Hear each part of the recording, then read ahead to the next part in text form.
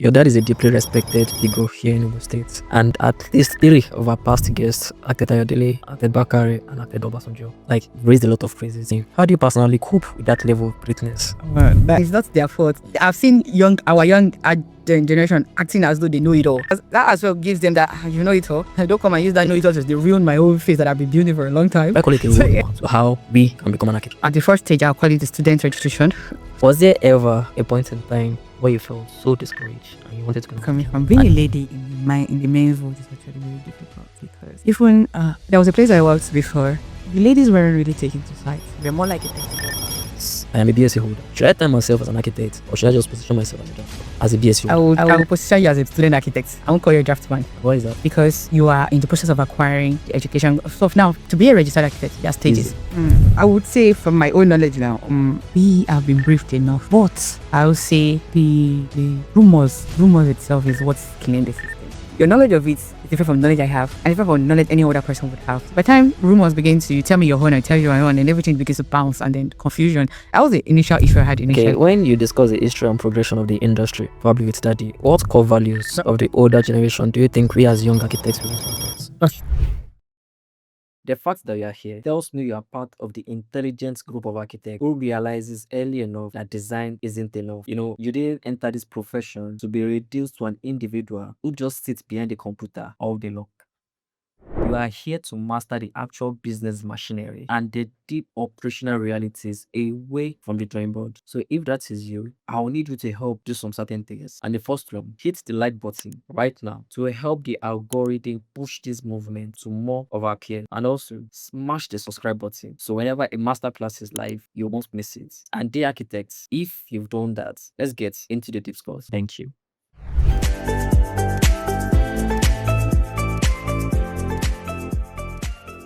So I want our viewers to get to know who you are as a person. Like, tell us who you are. Okay, thank you very much. I am Khaleedah Jolaoso Khaleedah, a lecturer at the University of Technology and Architects in under tutelage. Yes, basically. And also a PhD student. PhD student. I also like a PhD student, yes. So just go directly into this whole session to help students and recent graduates understand our baseline. What is the core purpose of Arcon as a regulatory council for Nigerian architecture?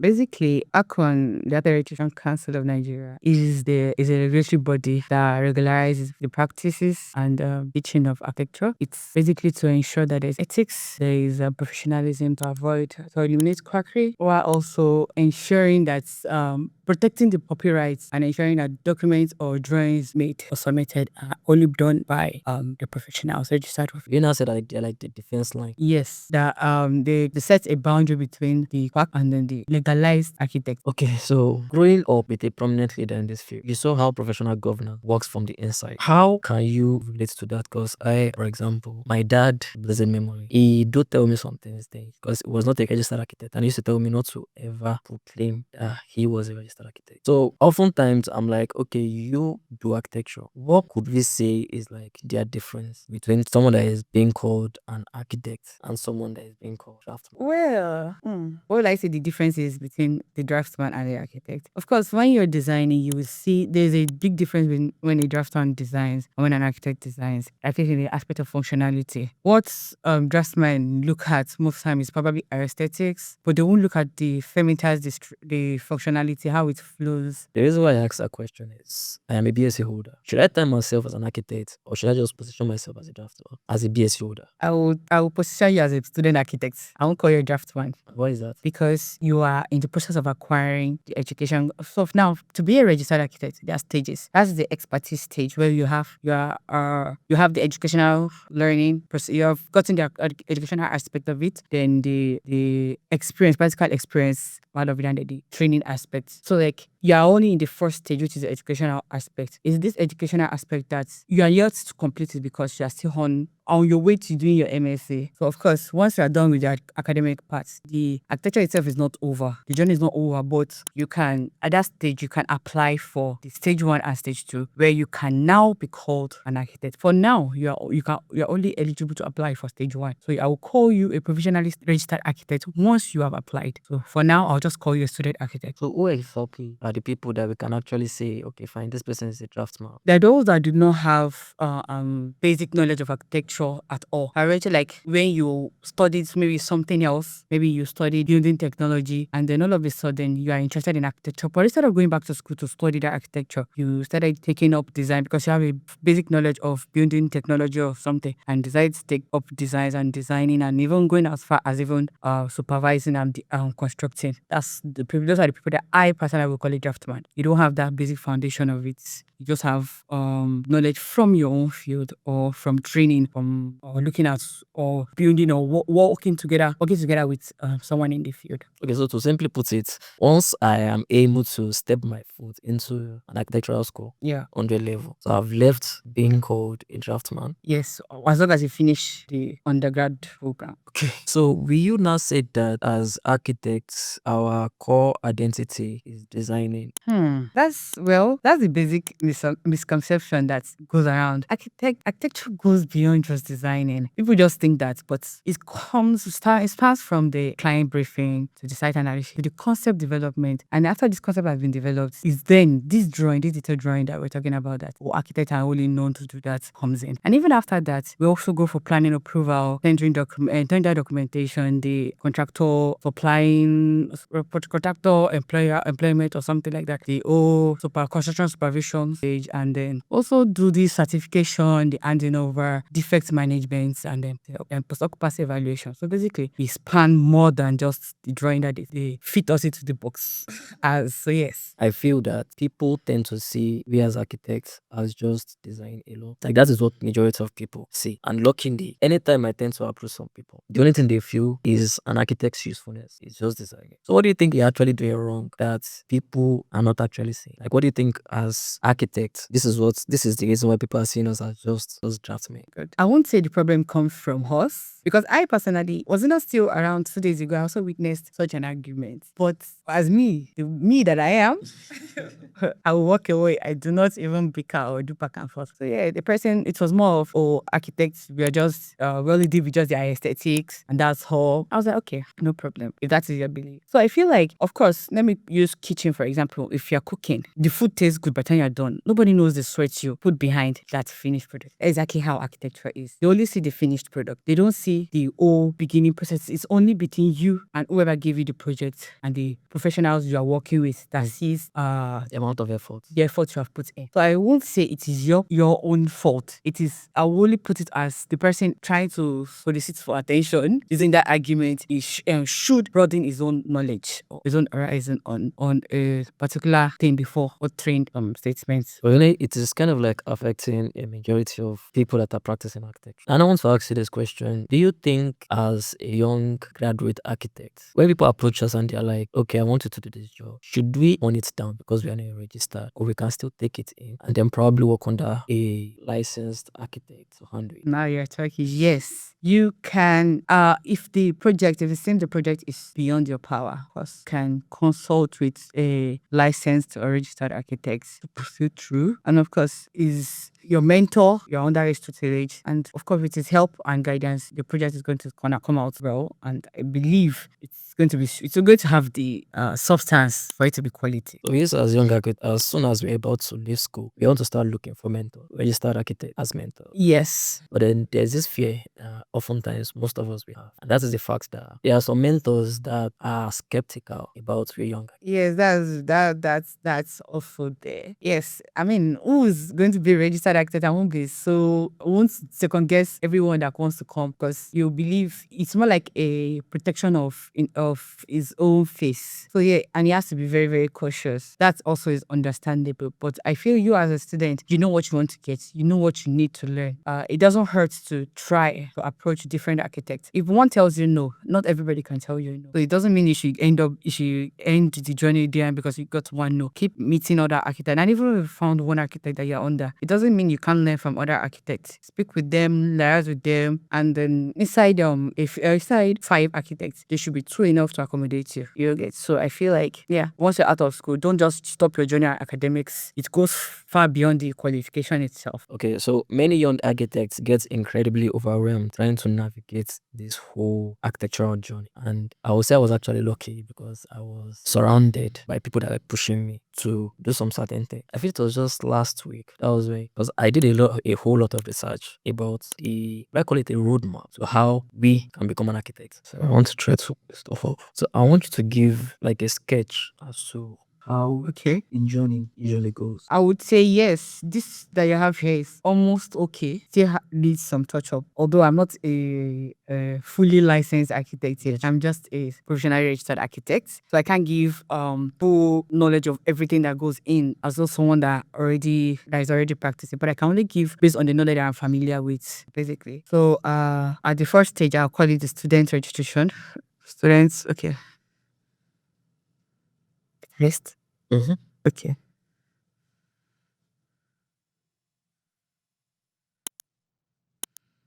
Then it comes down to provisional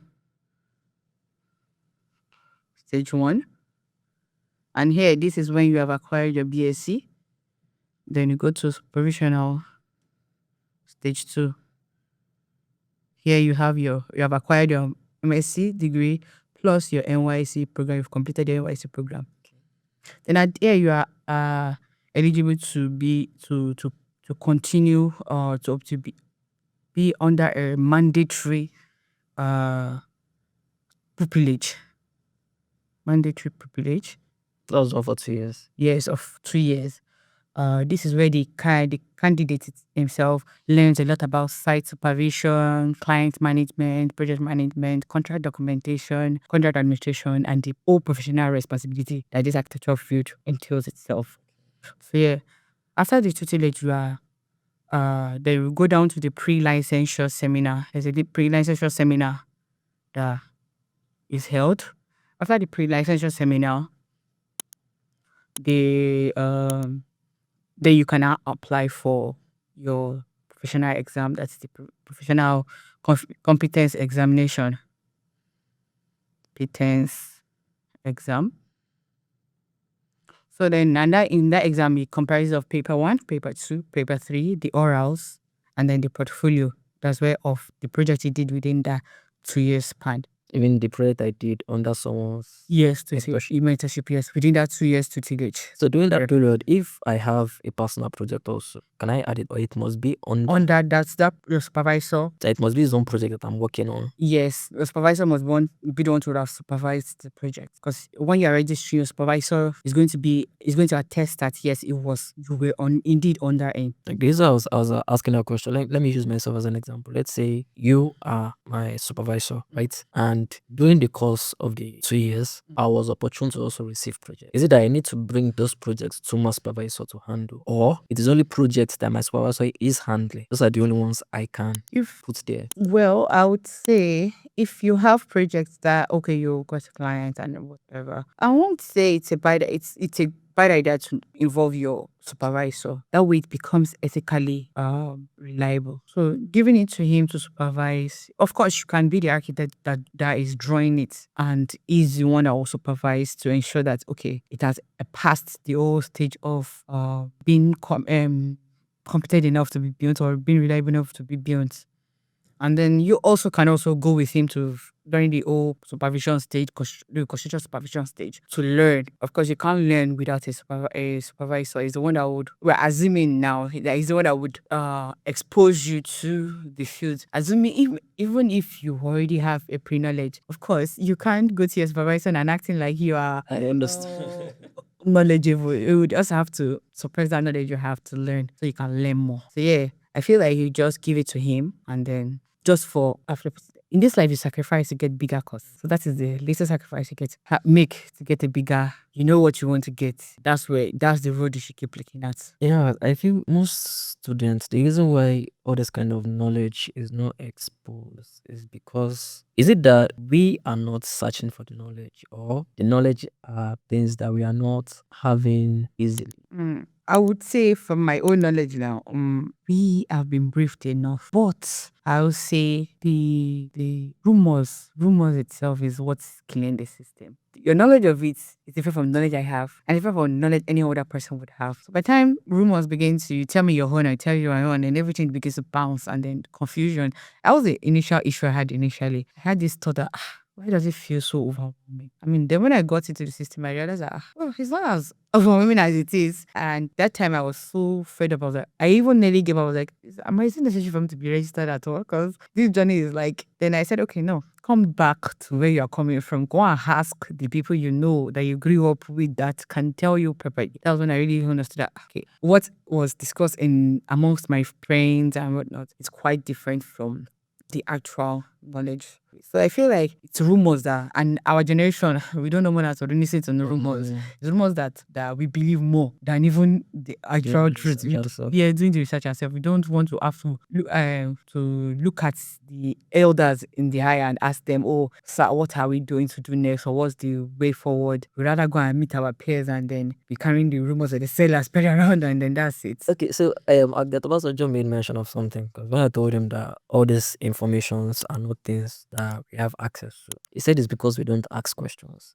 As children in this industry, are we supposed to be the one to ask questions, or it should be like a laid down? You guys, once you guys are done, go here, go and check this thing. I wouldn't say. Trust me, there is a laid down. But we children, we don't want to source for knowledge. We want to be spoon-fed, like take, and that's it. Each time, and if you want something, if you're passionate about something, you should that we can look for it. Nobody bring the information to you. It's that passion that drives you to go and find that knowledge. So you can't just sit back and expect someone to come and give you food inside your mouth. No, now it's not possible. But then I personally also think there's some extra steps that they've made attempts to make these steps, these processes, make this us, the students, aware of this process. But seeing the system is not working, I feel there should be another method or approach. Excuse me. The approach should be probably ensuring that at each stage of the educational training, that is 100 level, the students are orientated about the whole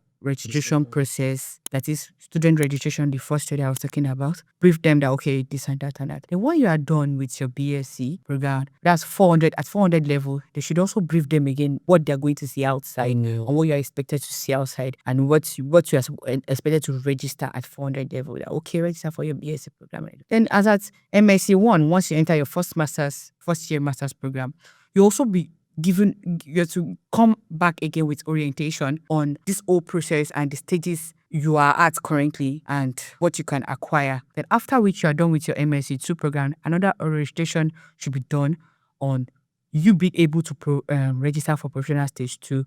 That's after which you have acquired you have completed your NYSC program. So each of these stages, we should be briefed on it. So in MSc 2, it should be comprised of the provisional stage 2 process and then the O exam process. Or if they can liaise with the NYSC officials or something to add that whole stage to the NYSC program for architecture students to brief them also on the next stage of their life, after which they have acquired their NYSC program. So that's my own belief or ideology that I feel could also work, because I see students out there now, they want to know, but they are scared to ask. They want to be involved, but they don't know what's next to do. So I feel like this also can also help them, but also they should also have that passion inside. That drive keeps everyone moving. If you don't have a drive, you can't have a purpose. So that drive helps you know, okay, I need to get here. How will I get there? Who should I meet? Even if you don't know who should you meet, how do I get there will be in your mind. So with time, you can be speaking with people that, I have this, so which elder do you know that I can meet? Or like me, for example, my HOD, and Dr. Alabi, Mrs. I like her so much. She's very learned. So if I'm stuck at any stage of my life, I ask her that, Ma, what is the next stage? Or who do you think I should meet for this stage? Yeah, she guides me. So I feel students, so if you're passionate, if you have that drive, you can meet someone. There's no way you don't have any elder that you're close to, that you're comfortable with, you're calm with. Then when you speak to them, they would want to help you. They would look for, even if they don't have, look for people that has, and keep asking like that. That way information comes to you. So I think that passion also should be involved. Passion and the system should try to tilt a bit to favor our The young generations. lazy youth generation. We are not. Do you think we're actually lazy? No, we are actually hardworking, but we are relaxed. I won't say we are relaxed. I will say we are scared. Because you use the word, and mind you, it is actually something that is right. The older generations, they are skeptical that this person should not come and tarnish my image. So there's this face they tend to put down, where as a young graduate, to put them is always scary. And it's not their fault. I've seen our young generation acting as though they know it all. So that as well gives them that you know it all. I don't come and use that know it all just they ruin my whole face that I've been building for a long time. So yeah. So I mean, we also should get off our IRs and try to, I don't know, be like those that are older than us. I feel they are very down to earth. Let's also be down to earth. Let's try to, I don't know, put ourselves, try to find the knowledge that we're looking for. Well, what I'll just say is that the best way to actually approach this, there should be a change in generation. Like there's a generation. So the way of approach should also be different. Yes. Maybe where I know of all this stuff, like when I was in 100 level, was when a lecturer is just in his good mood and then he decides to come and give us motivational speech. That is the only period that I tend to get to know them. And I think the period that I would say I was much more familiar was when I was done with school. Mind you, familiar. So it's not as if there's this conscious knowledge of this is the next thing you need to do. So I think what would actually help us is someone holding our hands to say, this is how you guys need to do this thing. Yes, that's why I also mentioned the system should also evolve. Changing the system you have used it worked for those in ages, and now you're seeing that system is it's not working anymore. So I feel it should be abrogated and replaced with a better system, or I won't say better because it's yet to be tested. With another system that Like they should try it out. And see if it works. But I want to have a belief that if we are orientated at each stage of our journey, there is no way that even if you miss stage 1, you will get stage 2's knowledge. Like that should go. Which now brings me to this statement, because in our last monthly discussion, someone made mention of the fact that it could be possible, probably they don't want a lot of architects in the system. That one, that one's past my power. And the reason why the person made mention of that statement was I had that notion also. But it was later on when I was going through the whole research, I noticed that there's something called provisional 1 and provisional 2. I don't know something like that exists. What I thought was as soon as we are done with the whole stuff, what we want to go and do is exam. Honestly, like if you ask anybody, that's as the knowledge I also had until I had to speak with my people. I said, no, go back home and go and find your knowledge, girl. You can't keep listening to rumors. So yeah, everybody had that knowledge. It's just exam that just to write exam. By the competence exam, you'll be inducted. Induction. After the induction, that's why you become a registered architect. And the journey does not just stop there. The journey doesn't just stop there. After being registered, you are required to continuously renew the license on an annual basis. So annual license renewal. So that's the journey of this whole registration process, where you get to pay your periodic dues. The way you handle the pen, it's very, very obvious that you're good in sketching. Intriguing. So this is not going to lead me to the question. Is there any time, because you are the first lady we are bringing to be on the drawing board, which I would say it's like a milestone for us. Was there ever a point in time where you felt so discouraged and you wanted to kind of let go? And the reason why I would ask this question is there are lots of people, enjoying leaders also, that will be watching you. They might also be at the stage where they are feeling like they want to give up. So what was going through your mind then? And then you just kept going. Honestly, yeah, I understand where you're coming from. Being a lady in the men's world is actually very difficult, because even there was a place I worked before. The ladies weren't really taken to sight. We're more like a text worker. Like we were like, oh, drawing from the office or something like that. And I felt like secluded. I didn't like it. Or then I was naive. I would say I didn't really know how to handle the issue or how to voice out. But yeah. But in time I got to realize that the more quiet you are, the more they think you are okay with it. So yeah. I also felt discouraged because of the whole gender imbalance. I was like, do I really need to continue? I mean, at the end of the day, I'm not really looked at the way I want to be looked at. I'm not really addressed the way I want to be addressed. Also, I also nearly gave up because the work was there to kill me. I would not lie. Throughout my whole process of education, acquiring education, even up until now, I can't remember. I can't remember a time that I did not cry. Every year, every semester. How I cry. Even up until this PhD level too. I still cried. That crying, the last crying, because I remember it because it was still this year. I cried so much that, you know, that kind of cry that you cry and then you just go and sleep. You know, that you sleep on and laugh. Yeah, that sleep will be very long. So yeah, the journey, I feel like I was even like, I wanted to give up. I was like, no, I mean, and my role model, my biggest role model is my dad. And I was like, if my dad can do it, I will do it. And I have to make him proud. That what kept me moving. And then my mom, being my greatest supporter, she's always like, girl, you're gonna do it and you will do it well. Each time I always have this breakdown, I call her, tell her, she'll be like, oh, that's how life is. You will pick up yourself and you continue the journey. That's how I get my strength to keep going. Okay, so architecture almost broke you. It broke me into my stages. But you're lucky enough to have people around you. Yes. Do you think this industry survives on thinking solo, or there is a necessary need for collaboration? When I mean collaboration, like people need to be involved in what you are doing. I'll use myself as an example. I will say there are people I can reach out to anytime I'm almost broken. We can't say architecture is not a hard course. It is a hard course. So we now say that the industry actually survives on collaboration as opposed to being solo. In this life, I say you need people. That's one thing for sure. You need people. But in architecture, you need people too. And it's not necessary you have professionals as young people. Yes. Like my own story time, I remembered when I was in 200 level, the work was overwhelming. Then I was crying. My mom would be like, hey, it's okay. Hey, I should call your auntie and your sister, call her by a model. Because that day the first thing I said that I should model was my thumb. Phew, I cut my thumb. And I was like, I started crying. I was like,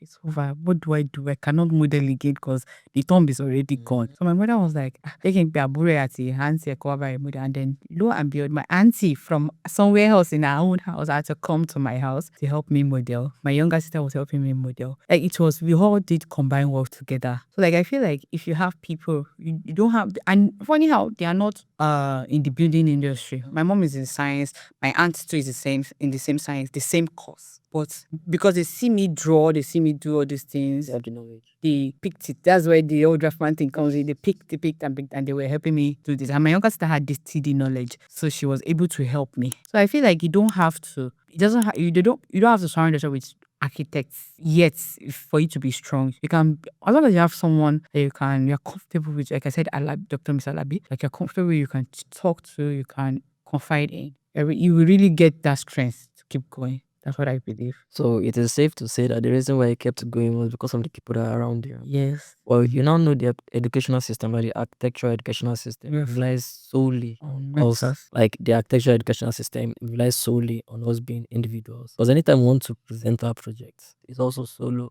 Do you not think they are teaching us then to operate as solo, or to operate as, like, have that mindset of collaboration? Because I won't lie to you, it is still one of the things that I feel is still affecting majority of the architects once we are done with school. And I feel it's also one of the things that is affecting majority. But actually saying don't go to an architect's place to get mentored, because it is already wired in our mind that we need to work in. And I feel that is where the competitive mindset kind of like came from also. But yet, what actually helped you was the fact that you were able to have people around you to help you. Now, the educational system is not as if they enable that aspect, collaboration, and it is something that got wired into our mindset. How do you not think, as a young graduate, in the aspect of female, because we guys are actually rugged, in the aspect of a lady, that she is not opportune to have someone that actually has understanding as people like that around you? How do you think she will be able to cope, or what do you think are the things she can do to actually cope? That's difficult to answer because everybody has that difference. Everybody didn't go to what can work for me might not necessarily work for the next lady. So I feel we should search within ourselves and see what system works for us. If it is confiding in someone, fine, get someone that you confide in. It doesn't necessarily have to be your fellow female. You can be your male classmate, your friend. That, okay, you see someone, you don't have to even instantly find someone you confide in. Look at people, study people. Or you can just be alone and look at people and say, is this person worth being my friend? What can I gain in this friendship if I pursue it? Then if you have overanalyzed it, I'm an overthinker, so I overanalyze situations. But yes, if you have overanalyzed it and then see it's worth it, then fine, you can meet the person, get from the person, learn from the person. But I feel you don't make it so obvious that you want to get something from the person. That's for one. Okay. But you know what you are there for. I feel like don't lose track of the game of what you want to gain from the person. Don't lose track of it, but don't be pushy about it so that it's obvious. So yeah, I feel everybody should just understand their system. Not everybody wants to confide in other people. I know people that just like to walk alone because they're scared of what if this person knows my weakness? What will happen or something? What if this person? But I mean, it might not even not be weakness, because during my days in school, then there is this, don't copy my work. There is this in all institutions. there is this. I was the one that brought this idea or this form, and you now seen it in another person's work. You're like, this person copied me. So I feel it's quite competitive, and this industry cannot survive. In fact, I have a story to tell about that. My final jury, which was on when I was in 400 level, on the jury day, I saw someone that actually copied my work. It was like a beat. And I raged. But I had Dr. Mrs. Alabi there. I told her, and she was like, see, this life, people will copy you. I Bojuni. She now said, have you presented? I said, yes. Said, that's all. Said, that's all. And then I was like, okay. The moment I said, I Bojuni, that's all. I'm not Bojuni, that's all. So like, I feel like I also had that mindset of, why would you copy me, this, that. But after that it happened in 400 level, then I realized that when I entered for masters, but Bojuni on you. So you just have to embrace the whole system of copying and copying to be better. Even you too, at some point in time, you've copied. True. Yes, I remembered when I was in 20 level, I didn't know how to render when I was on 100 level, like manual render and everything. And I had a roommate. We are colleagues now. I had a roommate. He had these very, very good rendering skills. I copied it. Up to my 400 level and I made it better. I copied it. I don't know if I should mention her name. But yes, I copied that and she kind of helped me. She didn't even know she influenced me. She didn't know. But yes, you copy people and they improve on it so that it becomes your own. Even this architecture that we are doing as a field, did you think that it didn't come from someone? Someone of course started the designing of it behind it. We adopted it and we're making it better. You making it better now makes it your own. So yes. Which now takes me to the next question. Your dad is a deeply respected figure here in Ogun State, and at least 3 of our past guests, Acted Ayodele, Acted Bakare, and Acted Obasanjo, like, raised a lot of praises. Even Acted Obasanjo said if your dad should call him while he was having this podcast, he will apologize, stand up, and go and miss him. How do you personally cope with that level of greatness? That ending tough. What are you looking of? What are you looking for in this case? My dad, they know him very well, the Ministry of Works. At one point in time, the reason why I decided not to go and work there was because, okay, my dad, his nickname is actually Asha. What they used to know me there was Omwasha. So I had this notion of, I don't have my own personal voice there, and I needed to find my voice. It shouldn't be as if the reason why I'm existing is because of my dad. So you being a lady, I won't say it is actually harder. I mean, for me, it was should I say like it was like a do or die. So for you being a lady, how do you cope with that level? True. I remember from my school time too, I was also addressed that you'll be like, Emma Farabalida, after all, she has a daddy, or this or that, or she's only good because of her daddy. And then I felt like, what do you mean it's only because of her dad? Are you trying to tell me that I'm not reading? I get like, my daddy pick my book and read for me? Because I was like confused. And it's kind of like made me so angry. And I was like, I want to be my own self. And then my mom called me. She was like, don't let what people say about you bother you. You know what you're doing. You were from my own work, babe. What you did, you are doing it for yourself. Now you did it by yourself. They did not help you. So why are you then living your life to prove a point to them? You don't prove to people. And she also told me that leave them, let them talk. this, you have a foundation, you have a footing. Mm-hmm. You have a footing, then take Make the most of it. yes, make the most of it. There's someone else said that recently said the same thing to me. Because I was talking to him about it, that those times it made me feel sad. And it was like, he made a very funny statement. I don't know if I should even let it out there. He said, and make them to go find their papa would be architect. I was like, wow, that was so deep and blunt. But yeah.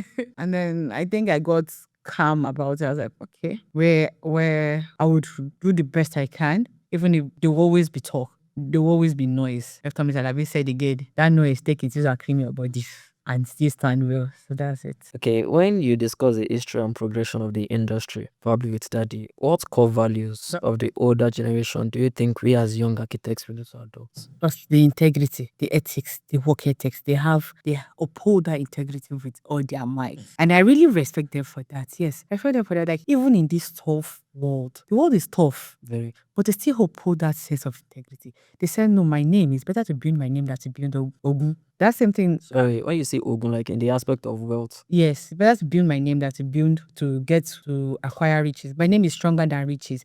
That same thing is something my supervisor said to me. She said I'm very sure she didn't put her mind to it when she was saying it, but I picked from it. She said something about she has spent years building a name. So that name, I realized that it holds more weight than the wealth. Because when you go, your wealth, but your name will still stand behind. They will say this person was once, and is that name you leave behind. So yeah. So you think we young architects, what we are focusing on now is majorly money? Yes. Not necessarily name. Yes. So look at your name. Focus on your name. I'm not saying you should not look at money. Of course, money.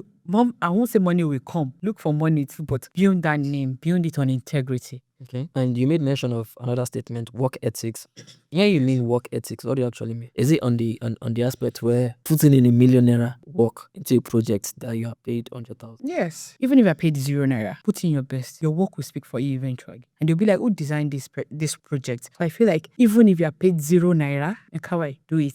That name matters. That name will carry you far. Okay, next question. Focuses strictly on educational standards. What core requirement should a student with provisional status focus on to successfully advance within the council's framework? You made mention of some stages there. Yes. So using provisional one as an example, and I'll use myself as an example. When I went to try to apply for the stuff, I noticed that my school was not accredited. Exactly.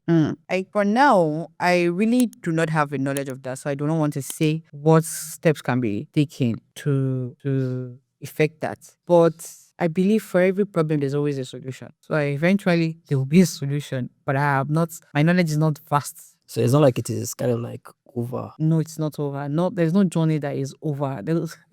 Even if you think it's over, pick it up and continue.